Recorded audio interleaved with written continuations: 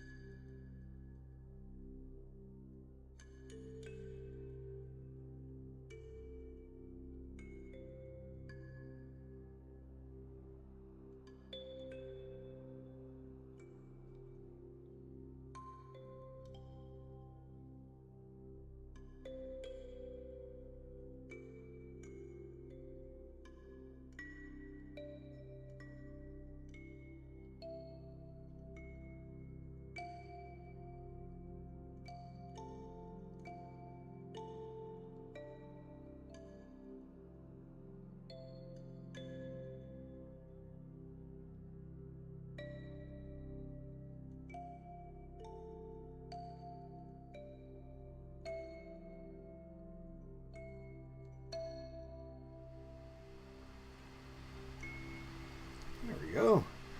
Hello and welcome again to everybody. My name is James. You're joining us today from the sunny rural metropolis of Owen Sound, which happens to be located in the northern half of southwestern Ontario. And joining us today once again is the awesome Rebecca. Yay!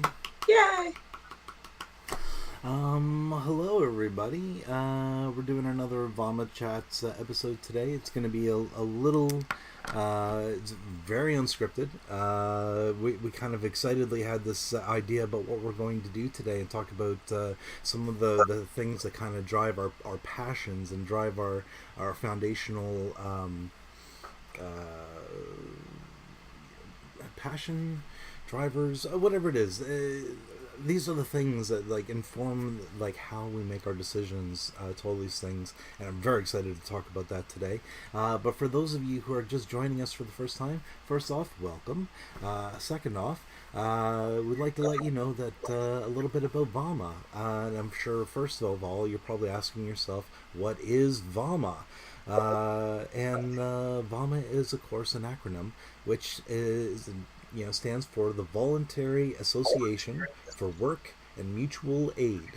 And it's a hope, it's a dream, it's a plan of how we can come together as a people in a community to help create a worker or a network of worker-directed, community-owned businesses that are designed to create good, non-precarious work, good, stable jobs that pay living wages, and if and when we make a surplus or turn a profit, that profit is then distributed out throughout the community, as opposed to being extracted out of the local economy. So it's a very exciting idea. We're going to be talking a lot about it here today, but yeah.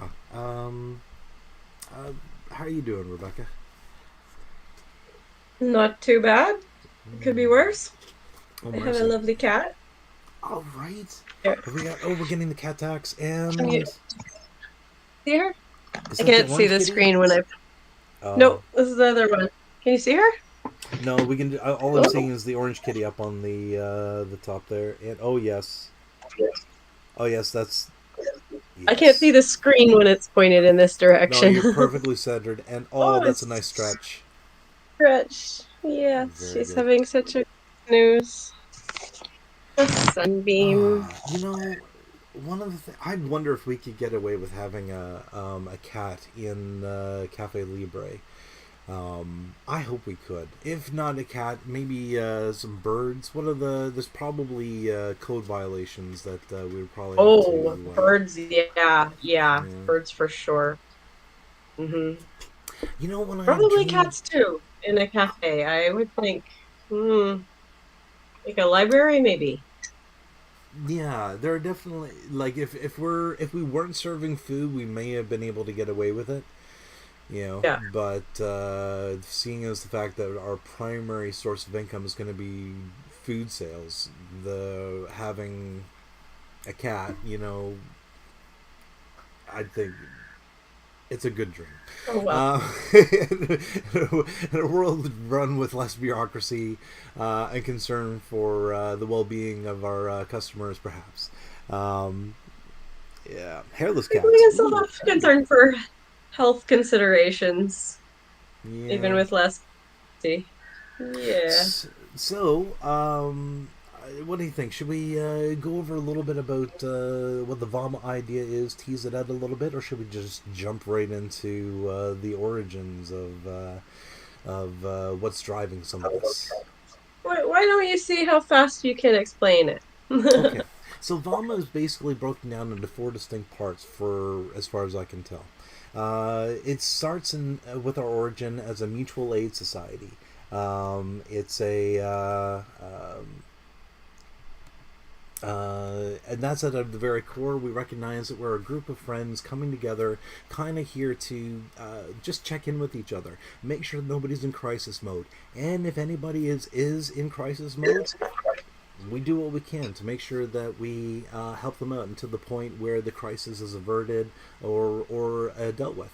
And to that end,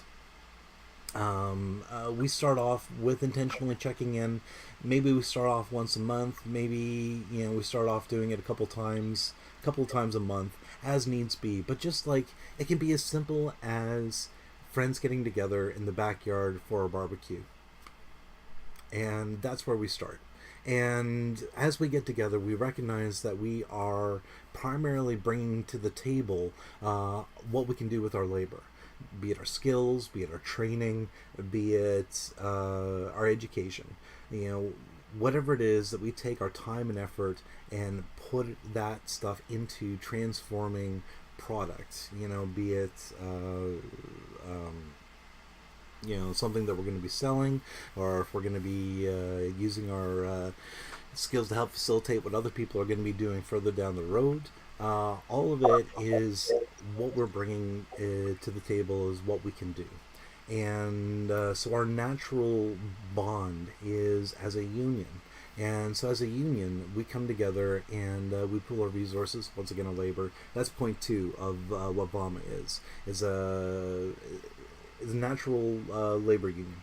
The next thing we do is instead of looking to someone else to hire us, we're going to pool our resources to start our own businesses. And in this case, we'll start up with one business, and then we'll use that business to hire us at a living wage, giving us control over our schedules, giving us control over the kinds of work that we do, and incorporating that with our customers, so that they get what it is that they're looking for. So we can come to the table, we get the living wages, the customer gets a good, decent product at the end of the day that's a fair price, and together we create the vision of what is VAWMA, which is the fourth point of the VAWMA vision, which is when we start not just one business but multiple businesses. And we do that until everybody who's a member of our organization has a place to work at that is the kind of place that they want to work at. And we just keep building businesses until everybody has work. And if we find that we need more people, at that point we start a union and we start hiring more people to become, to part owners or in the businesses that we're starting. And when we have need for more customers, we put a drive out there and we say, hey, do you want money back at the end of the year? This is how our system works. And we grow our consumer base and our member base and our community member base, I should say. And then at the end of the day, what we have is a network of community-owned, worker-directed businesses that work to keep the surplus, the profits in the local economy, circulating those millions upon millions of dollars that we see going to Bay Street, keeping that within our local economy, spreading it around to everybody who helped make it in the first place. And that's VAWMA. The Voluntary Association for Work and Mutual Aid. I think we can make that shorter, but that definitely is a good description of what you've been going after. Um, I think Yeah. you could explain a little bit more about how it's a co-op, which is a Oh, true. legal business where the workers own it. Because that's not a concept that's familiar to everybody. Interesting. Yeah. But it's Ownership. not new. There's lots of co-ops. It's just not something that everybody is necessarily involved with, even if there's one in town. So, I mean, Mm-hmm. there's not that many. Well, in fact, if you ask around, there are a lot of people that are familiar with co-ops. Gailey is a producer cooperative Mm. that a bunch of farmers come together to ensure that they have customers to buy their milk or their dairy product. Agicpour in Quebec, I believe, is another producer cooperative. The Mountain Equipment Co-op was, believe it or not, a cooperative, consumer cooperative that was fairly successful until it was taken over by people who didn't want to run it as a cooperative and kind of tanked it. Maybe that's an episode that we can explore one of these days for the How to podcast. avoid the mistakes we've seen in other co-ops? Yeah. Exactly. And like, what can we do to ensure that a cooperative remains legally the property of its membership, rather than being wrestled from their control through.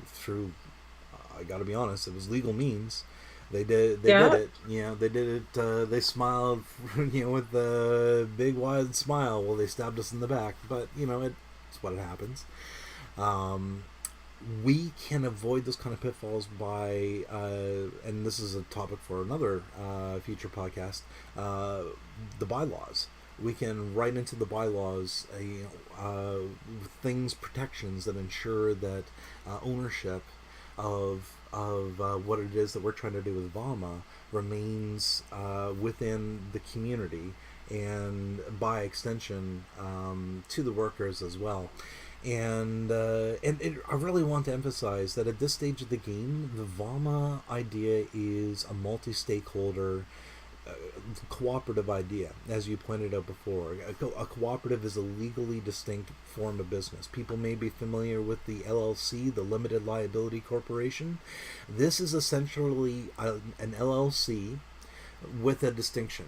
Uh, in an LLC, individual members can purchase shares of a company, and each share gives them a vote and a share in the profits. That's an LLC. And a cooperative, there's basically one member, one share, one vote. And we divide up the profits and the surplus differently. We use patronage instead of using dividend shares. Patronage is like a dividend, only it's earned through either hours worked or through money spent at our business. It depends on which class of member you are. If you're a worker, the amount of hours you work. If you're a customer, it's the amount of money you spend with us. The more money you spend, the more shares you get in the profits we make at the end of the year, the more money you get back at the end of the year, the better we do. So it's a complicated dance, but it all works at the end of the year. Hopefully, knock on wood. Um, um, the point of the matter is, of course, is that this is a cooperative business where it's one member, one vote, and our shares in the company is really is that simple. And we then operate the business on a democratic nature. I can hear people in the background saying, "But James, we're going to need someone to kind of drive the ship," and you're absolutely right. And we are together as a community going to choose the people that are going to be driving the ship on a day-to-day basis, making sure that we don't hit any, you know, obstacles to doing well in the business world, making sure that somebody's paying the bills, making sure that somebody's signing the checks to make sure that the people doing the work get paid. We're going to take care of all that. But the difference is we're going to do it democratically, and everybody who's a member of what it is that we're doing, who's a member of VAWMA, gets a vote on deciding who those people are going to be.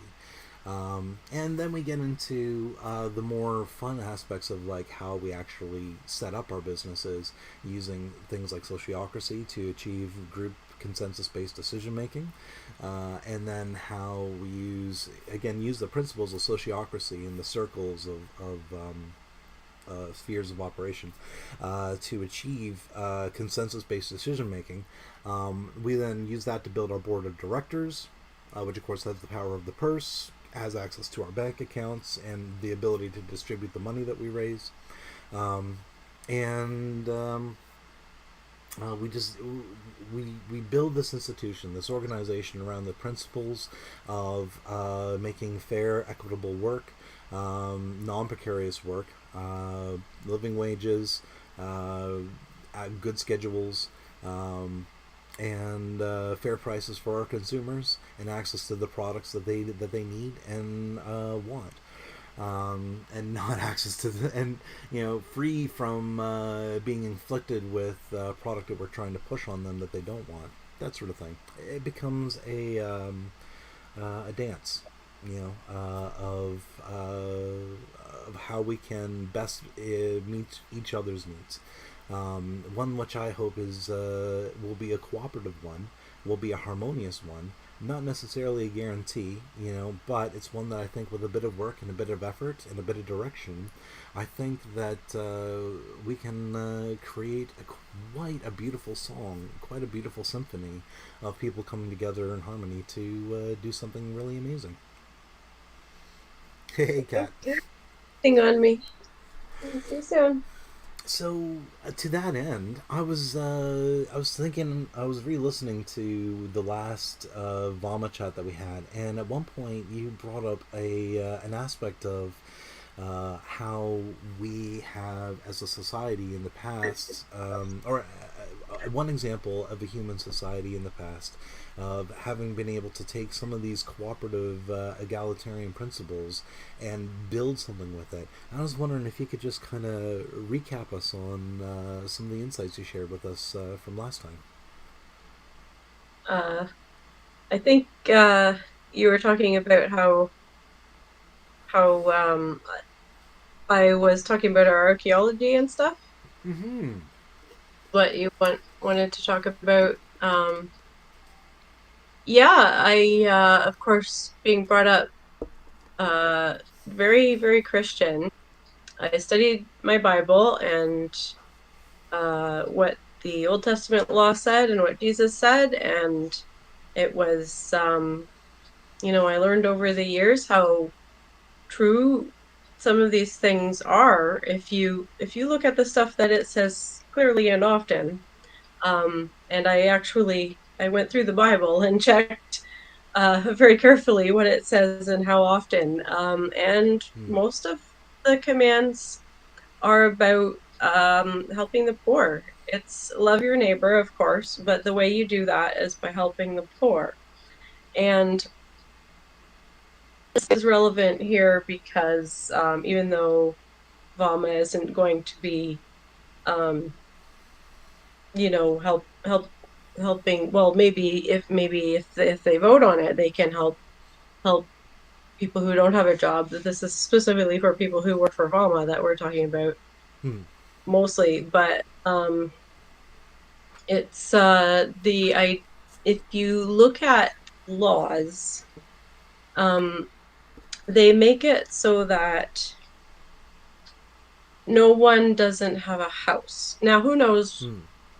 for sure whether this actually happened, but like I was saying last time, I heard about an archaeological site where in the middle and in the mountains, so in the time So, that like in the Egypt was, more northern half of, like north of Judea, more in like the yeah, Samaria type area. Yeah. Okay. I think that's where it was, but I could be wrong about the location, but it was sort of a an out of the way area, Mm-hmm. and they were talking about how could they escape Egypt when Egypt owns everything up to, where the Hittites were. Like, Hmm. but maybe if there's any truth to the story, this is so intriguing because I don't believe that the whole Bible has to be literally true anymore, Hmm. but some surprising parts of it are, and this is one that they found a city or an area where all of the buildings were the same size, and they know in archaeology this means that they don't have divisions of class. So there's not some people are really rich and some people are really poor. Hmm. And I can't even remember why, but they had evidence that they were accepting, you know, people from outside and possibly slaves and refugees also, which is what the Bible orders people to do. Right. So I'm so this reminded in the Old Testament, especially in Exodus, like one of the more common refrains that you hear is like, "Remember, you were once slaves in Egypt." You Yeah, know, yeah. right after he says, you know, he being Yahweh in this context, God, um, saying something like, you know, treat the foreigner or the slave that comes into your midst, you know, with kindness. You know, remember you too were once slaves in Egypt, and then he'll say something else a little bit later on, and it'll be something about uh, justice or doing things the right way, and it'd be like, remember you were once slaves in Egypt. And it's like this recurring theme sort of thing. Yeah. Yeah, very recurring, yeah. And the other one is help the poor and foreigners. Mm. So they go together often. It's just so common, and it is strange how many Yeah. people miss it, but Can we it's just also what, sorry? sorry? Oh, can we just spend a moment on the poor and the foreigners there? Because like as you say that, I'm reminded of the fact that there were like three tithes that you paid in the Bible, right? There's the Hmm. one that went to like your local Levite, and then there's one that goes to wherever the tabernacle or the temple happens to be, and then there's one which is collected over a span of 3 years. So like a Hmm. third of your of what you make every year goes to a public fund, which is gathered together at the end of every those 3 years, where your uh, everything that's collected is then shared with people who, one, are foreigners, two, are slaves or ex-slaves, or orphans, widows, people, specifically people who are outside of the benefits of the covenant relationship that Israel has with Yahweh. uh, these people are expressly included in that through this tithe. And I often wonder, like, I just got a side comment, when I would hear all these people talk about tithes in the church, they never once related it to it being a state income tax program designed to provide welfare for people at the bottom. Like a They act third, like it's only for the church. It's all for the church. No, that was just because the priests weren't allowed to own land. Okay, they were right? supposed to only be priests and not also own land. Hmm. So yeah, otherwise, they would starve to death, which is not, Interesting. you know. So sure, they could get a salary, but yeah, you're also supposed to help the poor and stuff. And um, it's just really incredible to think that maybe there that story actually could be true, and at some point they were doing these things that the Bible said, where you're supposed to um, make sure that everyone has a house, Hmm. and rich people have to give back to the community, have to, or Yeah. else God gets very, very mad. Half of the prophet books are about God being very, very mad about people not doing that properly, not looking after the poor, and Yeah. rich people partying and not caring about the poor. And But for our, mm. sorry, go. Well, I was just thinking, like, I may be jumping ahead and maybe you're about to go here now, but, like, we've been talking about Old Testament stuff. I was raised Mhm. Christian, and Mhm. so I'm immediately, as you're describing what you're talking about, I'm now thinking about Jesus and some of Yeah. his encounters with the Pharisees and stuff and some of his criticisms. And historically, what I've learned about the Pharisees, with regards to like these were the we call them Pharisees, and that's fine, that is a proper noun.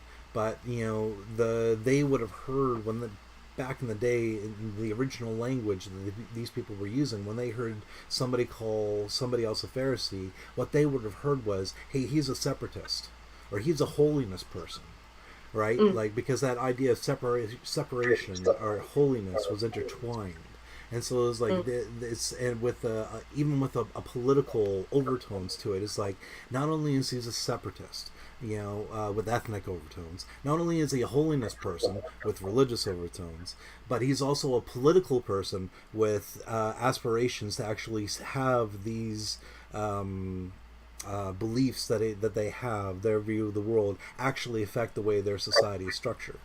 And so Mm. those are who the Pharisees are, and these Pharisees are picking up on what the prophets are saying like crazy. They're the ones that are taking to heart the warning at the end of Chronicles, or what we call Chronicles. The that The reason why God allowed the diaspora to happen was so that the land could enjoy its Sabbath rest. And so, one of the things you end up with Jesus and the Pharisees butting heads over, of course, is like over the interpretation of like the Sabbath, and with Christ accusing uh, Pharisees of being like Sabbath police or something. But the point of the matter, where I'm trying to go with all this, is that at one point, Christ condemns these people that are trying to legalistically apply some of their religious their beliefs, these Pharisees, based on what the prophets are saying, but in a way that takes away from the widow. You know, like he talks about the widow that gives her her 2 cents, and everybody kind of scoffs because it's not very much. And he's like, she gave her all, you know. And he's like, what are you guys giving? And then he talks about they criticizes the Pharisees that will tithe on an ounce of cumin or whatever, but leave their family to starve to death, you know, or to wallow. And I think what we have in with the first century, with Christ and with the first century of Christians, is a drive to try and take the heart of what we've been talking about, the drive to look out for each other and to actually implement it and live it in a way that wasn't um,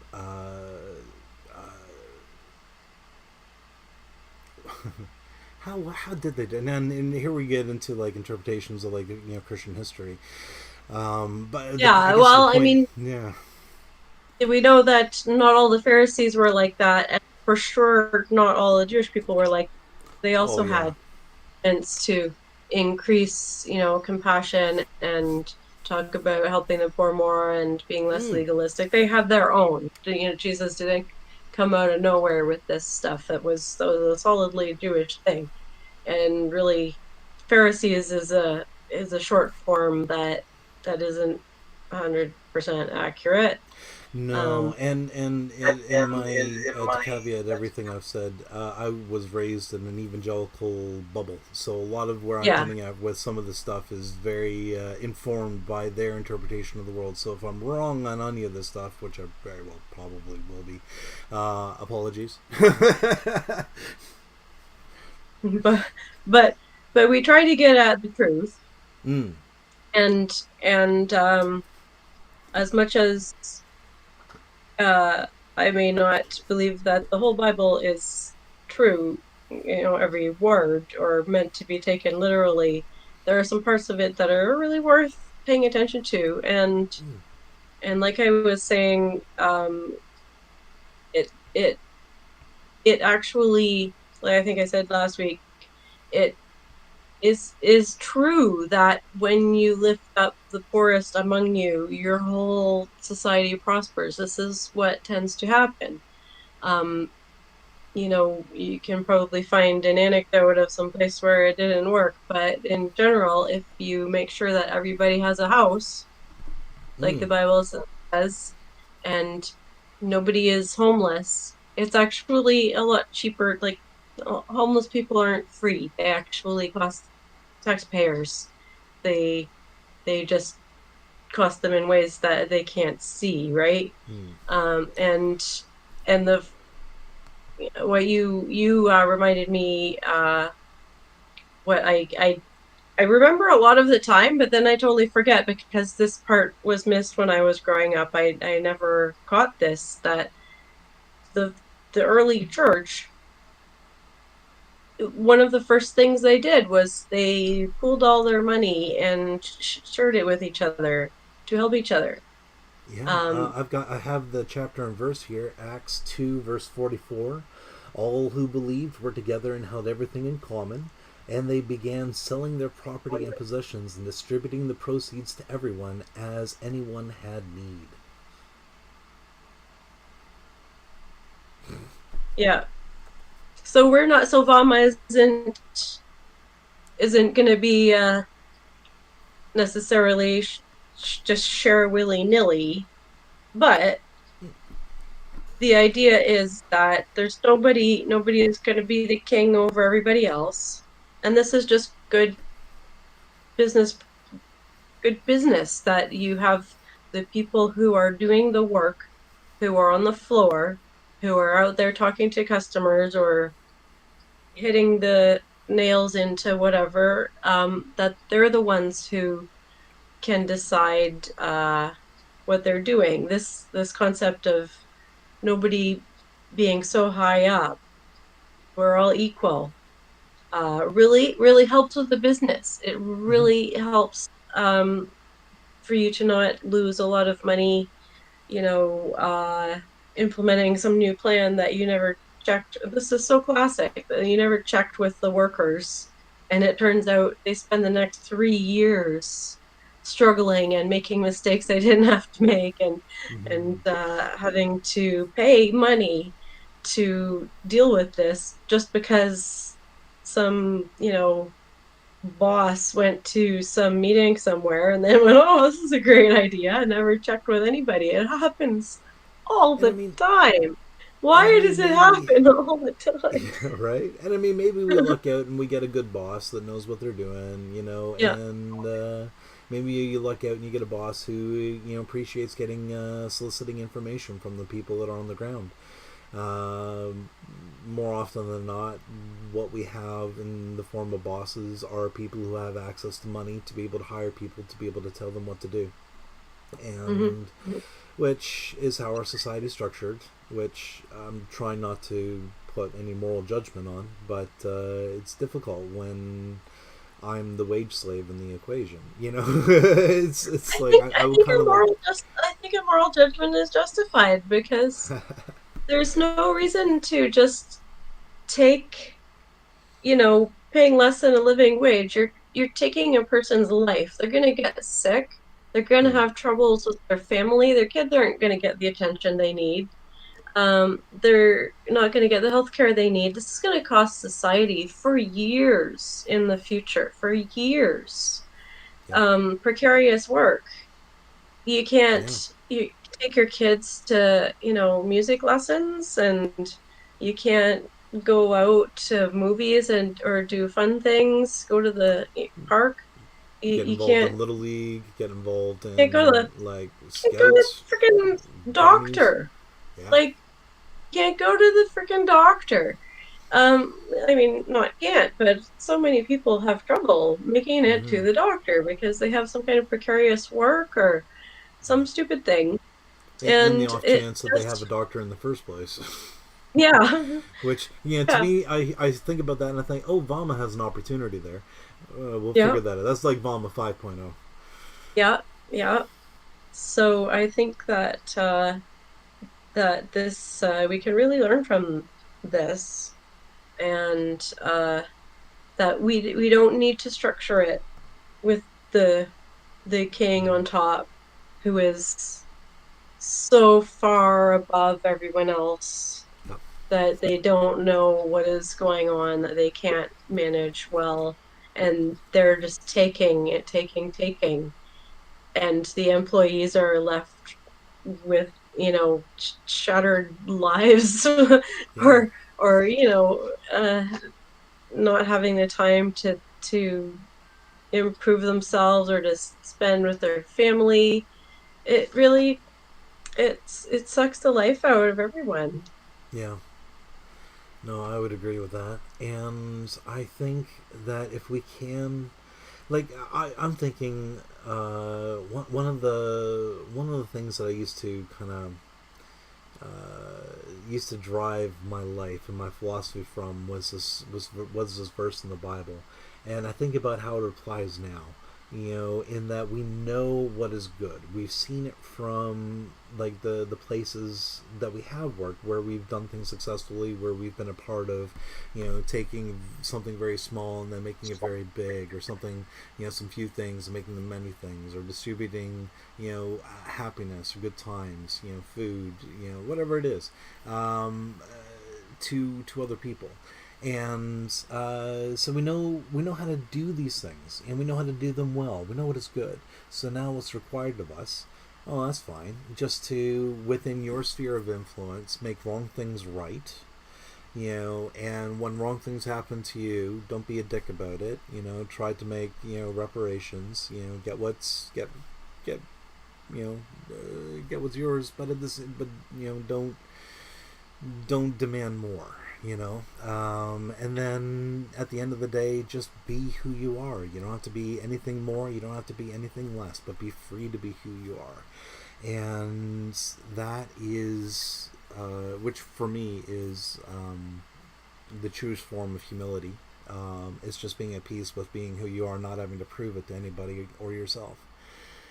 And when I think about how that sort of applies, for us as a movement, what I can take from that and where I can share that with other people, it's that's VAWMA in a nutshell. I'm trying to take my sphere of influence, limited as it is, and I'm choosing to come together with other people, and we're choosing to use and share our spheres of influence with each other to affect the kind of changes that we would agree to see. That we come together around a common consensus. And then we use our spheres of influence and bring as many people in along with us as possible. People that are like, what, I don't want to take over the world. I don't want to have anything more than what I need. But I do want what's mine. I do want to have enough to live. I do want to have enough to have shelter. I want to have enough to experience the best that this life has to offer. And I'm willing to work alongside of you to ensure that you get that, if you're willing to work alongside me to ensure that I get that as well. And if we're both in agreement for that, let's do it. Yeah. Sorry. I just get excited. And then I get on tangents. And then I'm like, I'm probably on a tangent. I should probably let other people talk now. Sorry.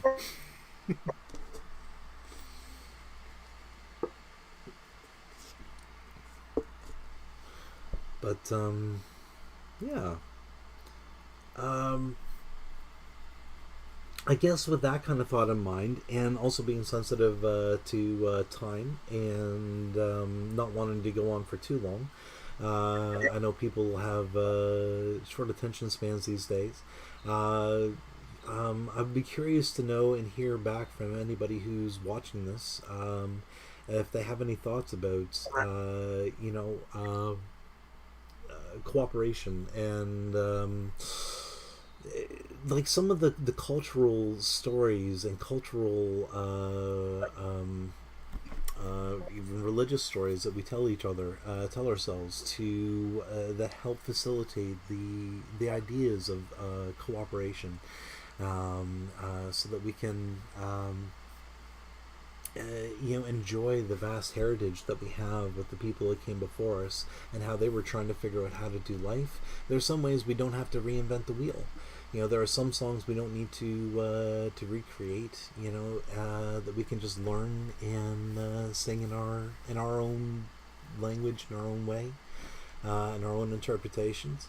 But we can share with the heritage of what with those who came before us, and that I kind of enjoy as a thought.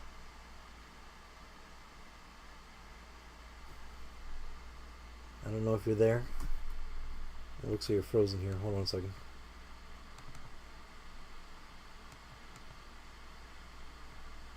Oh dear.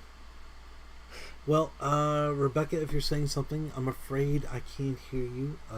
If you can hear me, I hope everything is good on your end. I think now is probably as good a time as any to land things. Oh, are you back? You're moving again.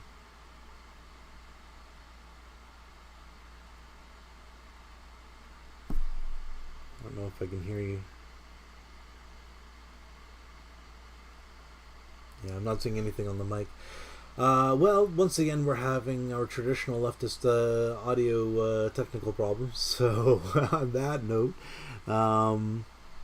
I think I'm going to encourage everybody to check us out on Facebook, which is our current place where those of us who are interested in this project are gathering and are sharing thoughts and ideas with each other. You can find us. We'll put the link in the description a little below here. Also, for those who are interested, you can also check out our website. It's www.vawma.com. That's VAWMA.com. It's a little bit older, and it's a little bit piecemeal. Honestly, it's a little bit more than a over glorified placeholder at this point.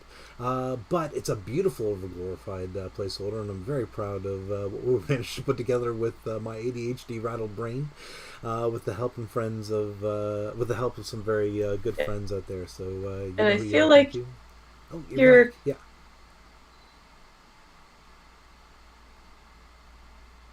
Sorry. computer's gonna boot me off. Okay, so yeah, we're gonna bring it to a close, Rebecca. So thank you so much for sharing with us the wealth of knowledge and the ideas that you have. I'm looking forward to exploring them a bit more with future conversations. And for everybody who's joined us, thanks again for joining us today. Thank you, and remember, you're awesome. Live long and prosper. As I bring up the house music. Doo-doo-doo-doo. And I go to the outro. Bye, everybody.